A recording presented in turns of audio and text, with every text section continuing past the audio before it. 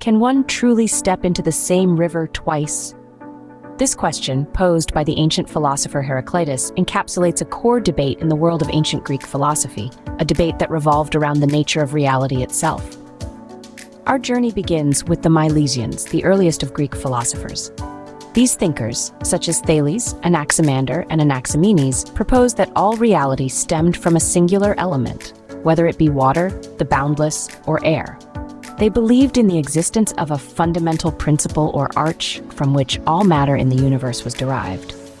Scene script: enter Heraclitus, the philosopher of Flux. In stark contrast to the Milesians, Heraclitus proposed that change and movement were the only constants in the universe.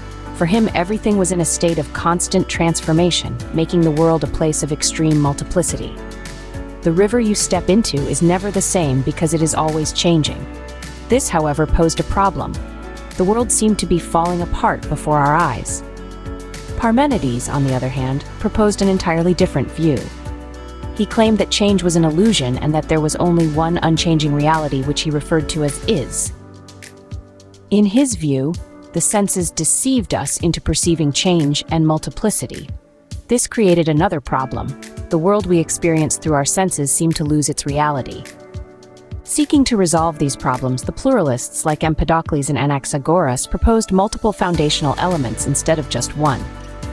This led to the Atomistic theory, which suggested that reality was composed of tiny, indivisible units called atoms. However, this theory also had its drawbacks. It suggested that everything we perceive is merely a result of convention, creating a relativistic perception of reality.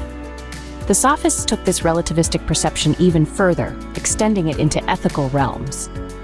They argued that not only reality but also our moral values were based on convention. There was no absolute good or evil, just relative truths. In response, Plato introduced two revolutionary concepts, the theory of forms and teleology. He proposed the existence of ideal forms, unchangeable and perfect, which were not perceived by the senses. Teleology was the concept that all processes in the world lead towards a specific purpose. However, Plato's focus on the non-sensuous world left a problem. It seemed to discount the reality that we perceive through our senses. Finally, Aristotle attempted to reconcile these conflicting views. He introduced the concept of substance, which allowed for change while maintaining identity. In doing so, he sought to preserve the reality of the world we perceive through our senses, while also addressing Parmenides' problem of changeless reality.